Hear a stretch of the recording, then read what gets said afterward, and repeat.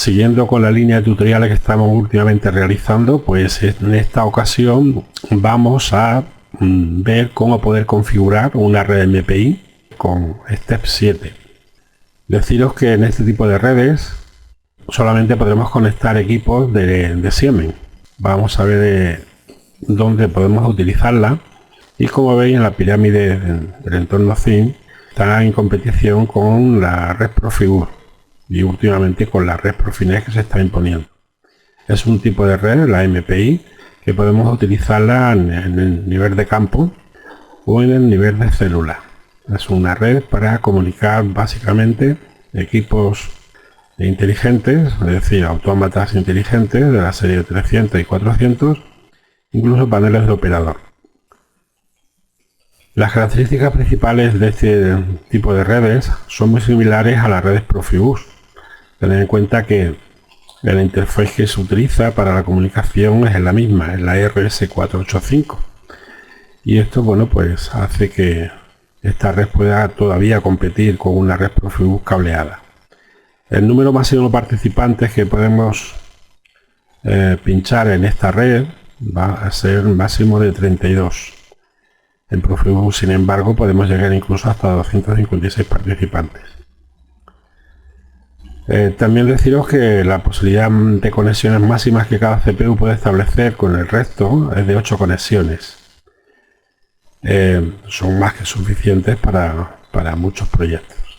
La velocidad de transmisión es configurable y podemos alcanzar datos desde 187,5 kilobits por segundo hasta 12 megabits. Esta velocidad de transmisión es configurable, como digo, y depende en gran medida del número de participantes que vayamos a utilizar en la red y también de la longitud del cableado. La longitud, como se indica de la penúltima fila, puede alcanzar una distancia máxima de 10 kilómetros utilizando repetidores de señal. La topología que vamos a utilizar es de tipo bus, es decir, vamos a ir pinchando el cable equipo tras equipo. Adelantaros que el tipo de cableado que vamos a utilizar en esta ocasión es un cable de pan trenzado de color púrpura, el mismo que se utiliza en redes Profibus. Uno de los detalles a tener en cuenta en este tipo de redes es la dirección de cada equipo. En esta ocasión no podremos tener dos equipos con la misma dirección asignada. Tened en cuenta que nosotros nos vamos a comunicar o vamos a hacer la comunicación a través del puerto MPI disponible en cada equipo, y cada equipo pues va a tener que tener obligatoriamente una dirección diferente. La dirección 0 hasta la 31, que son las posibilidades que tenemos, la dirección 0 pues se va a reservar siempre a la consola de programación. Esto lo vamos a ver cuando vayamos a configurar el cable de conexión o el adaptador, que dicho sea de paso, pues podemos utilizar para la programación de todo el sistema pues un adaptador de tipo USB o de tipo RS232. Estos adaptadores, como ya sabéis, son adaptadores que nos permiten cambiar la norma, es decir, las señales USB o RS232 son diferentes a las que se utilizan en este tipo de redes, y es necesario por tanto utilizar un convertidor. Bueno, y sin más preámbulos, lo que vamos a proponer es este proyecto. Es muy sencillo, consiste en poder comunicar tres equipos de la serie 300, y en concreto, bueno, pues allí vemos que tenemos que direccionar cada uno de ellos con una dirección diferente. Yo le he asignado la dirección 2 al equipo 1, la dirección 3 al equipo 2 y la dirección 4 al equipo 3. En concreto, lo que vamos a hacer es del equipo 1 llevarnos el primer byte de entradas, el EB124, y lo vamos a reflejar en el primer byte de salidas del equipo 2, el AB124. Y al contrario, vamos a coger el primer byte de entradas, EB124 del equipo 2, y vamos a reflejar estas señales en el primer byte de salidas AB124 del equipo 1. Y por último, bueno, pues vamos a hacer también una transmisión que, si antes era a modo byte, ahora la vamos a hacer a modo bit. Vamos a llevarlo en concreto la señal de la entrada 124.0 del equipo 3 y la vamos a reflejar en la salida a 125.0 de el equipo 1. Deciros también que este tipo de redes, la MPI en concreto, nos permite hacer transmisiones vía bit o vía byte. También podemos hacer transmisiones de palabras y dobles palabras. Es decir, podemos transmitir señales de entrada y salida digitales, de entrada y salidas analógicas, marcas, incluso también de valores de temporizadores y contadores. Aunque esto último no es muy aconsejable, debido a que si la red no es suficientemente rápida, pues al cambiar el valor de los contadores y de los temporizadores, pues puede ocurrir que cuando llegue la información al equipo de destino, pues no sea una información actualizada. Bueno, dicho esto, vámonos al step 7 con el objeto de hacer el vídeo lo más corto posible. Pues yo ya tengo, como veis, configurado un proyecto donde tengo 3 CPU y bueno, aquí pues solamente tenemos que considerar que el direccionamiento de las entradas digitales que nosotros queremos transmitir tiene que estar en la dirección base 124. El direccionamiento, como digo, debe de ser ajustado. Bueno, en este caso no es necesario ajustar nada, puesto que tenemos por defecto asignadas las direcciones 124, tanto para las entradas como para las salidas. Para hacer la conexión de los equipos y poder configurar la red, es obligatorio tener el icono de MPI en nuestro proyecto, y a través de él, picando 2 veces, podemos acceder al entorno NetPro, que es el que nos va a permitir configurar la red. Como veis, ahí ya tenemos 3 equipos preparados para la conexión a la red MPI, que es la que representa la línea roja. Bien, también podemos ver cómo ya están direccionadas las 3 CPU. En concreto, el puerto MPI que vamos a utilizar, se comprueba que en el equipo 1 tiene la dirección 3, en el equipo 2 tenemos la dirección 3 también, y en el equipo 3 tenemos la dirección 6. Esto lógicamente tendremos que arreglarlo, porque hemos dicho que no puede haber 2 equipos con la misma dirección MPI. Para hacer esto, pues vamos a picar sobre el puerto del primer equipo, le vamos a asignar su dirección, que en este caso debe ser la 2, y le vamos a decir que se conecte a la red. Esta línea que se nos ha marcado ya indica que este equipo está conectado a la red. Igualmente vamos a hacer con el equipo 3. Vamos a asignarle la dirección 4, que es la que en principio hemos provisto para el proyecto. La cuestión es que no debe de haber ningún equipo que tenga la misma dirección MPI. Para conectar este equipo a la red, pues bueno, hacemos lo mismo y aquí con este igual. Ya tendríamos los 3 equipos conectados en nuestra red. Hay otro método para hacerlo, y es que si suprimimos esta línea y picamos, podemos arrastrar hasta enlazar con la red. En cuanto a la red, podemos establecer sus propiedades. En concreto, lo que podemos hacer aquí es definir qué velocidad de comunicación vamos a utilizar en nuestra red. Esto que comentábamos antes va a depender del número de participantes que tenga nuestro proyecto y de la longitud de la línea. Pero en principio, para hacer una prueba podemos dejarla por defecto a 187,5 kilobits por segundo. Bueno, una vez hecho esto, compilamos, comprobamos que todo está correcto y si no hay ningún fallo nos lo abierto. Bien, hecho esto, pues ya estaríamos en disposición de poder realizar nuestro primer proyecto. Pero antes de esto, puesto que tenemos que enlazar con las diferentes CPU, tenemos que ajustar la interfaz de comunicaciones que vamos a usar entre los equipos y nuestro ordenador. Y en concreto tenemos que elegir el PC Adapter MPI. puede ocurrir que tengamos otro diferente seleccionado y por tanto no vamos a poder comunicar. Entonces seleccionamos PC Adapter MPI y vamos a ajustar sus propiedades. En esta nueva ventana lo que podemos hacer es definir en principio la dirección de nuestro equipo, en concreto del ordenador de programación, que siempre va a ser la dirección 0. Esta dirección ya dijimos que está reservada para el equipo de programación. Esta otra pestaña nos permite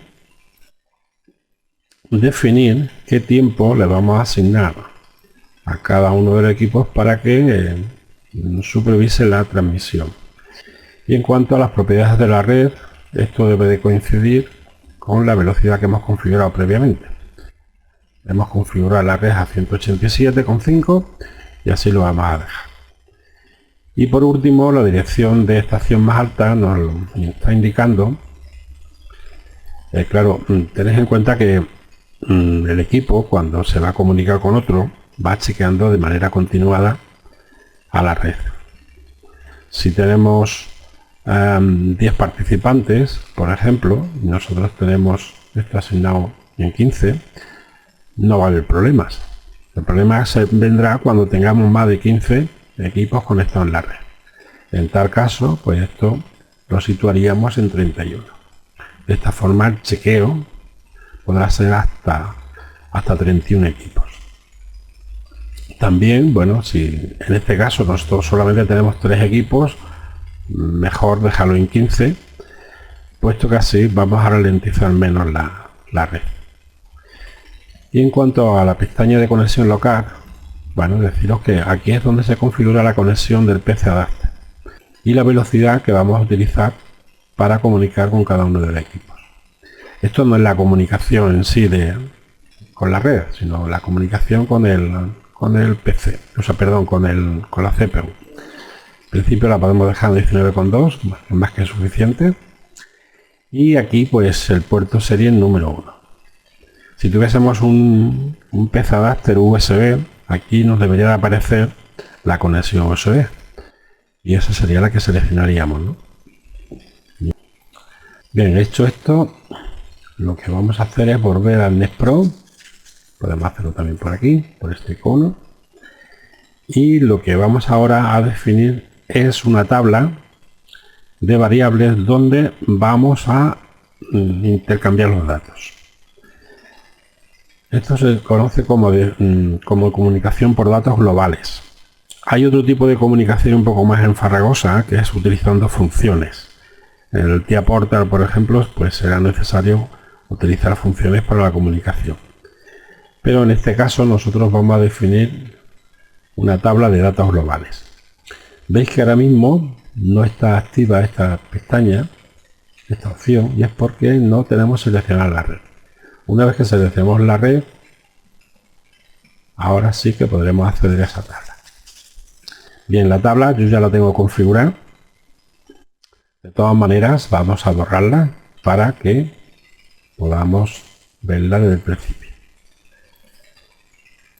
La tabla tiene una serie de columnas donde yo voy a insertar la CPU que quiero comunicar y una serie de filas que es donde yo voy a definir la comunicación. Cada fila corresponde a un bloque de datos globales.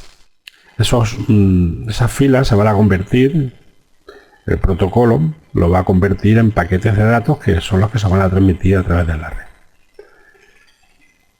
Bueno, en principio vamos a seleccionar una primera columna donde vamos a incluir o elegir la primera CPU. En este caso va a ser esta. En esta segunda vamos a hacer lo mismo con el equipo 2.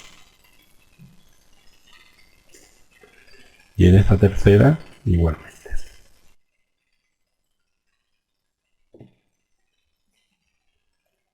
Bien, una vez seleccionada la CPU que queremos comunicar, dicho sea de paso, si nuestro proyecto tuviese 5 o 6 equipos, aquí no sería necesario incluirlos todos. Aquí solamente hay que incluir aquellos que queremos comunicar. ¿Ok? Bueno, hemos dicho anteriormente que lo que vamos a hacer es trasladar esta información del equipo 1 al equipo 2. Con concreto, la EB124 nos la vamos a llevar a la AB124 del equipo número 2. Y esto es lo que tenemos que considerar para definir la tabla. En concreto, vamos a escribir aquí E124, perdón, EB124, porque vamos a transmitir un byte completo. Y esto lo queremos llevar al byte AB124. Otro de las cosas que tenemos que hacer es definir quién va a ser el que va a transmitir. En este caso, seleccionaríamos aquí, en esta pestaña, la opción de emisor.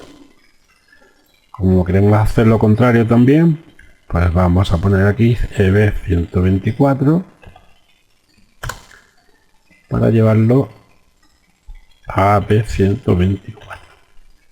Y en este caso el emisor va a ser esta CPU. Y por último, el E124.0, aquí estaríamos transmitiendo solamente un bit. Esta es una de las ventajas que tiene este sistema, y es que podemos transmitir incluso un vía bit. Bueno, pues esto lo vamos a llevar a la A125.0 del equipo 1. Y el emisor va a ser este. Una vez definida la tabla, la guardamos y ya lo único que nos resta es cargar toda la configuración a los equipos. Esto yo aconsejo, para evitar errores, hacerlo paso a paso.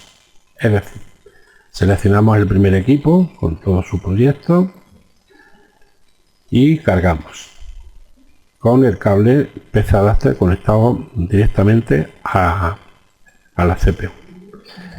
Esto mismo lo vamos a hacer con el equipo 2 y con el equipo 3. Deciros también que en este caso no es necesario programar nada en los OV1 de cada CPU. Observar como por ejemplo el OV1 de esta CPU está vacío completamente.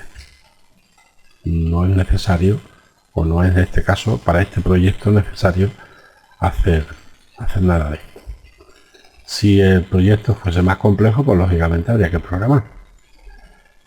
Una vez que hemos realizado la carga, yo en este caso no lo voy a hacer puesto que no tengo físicamente la CPU aquí.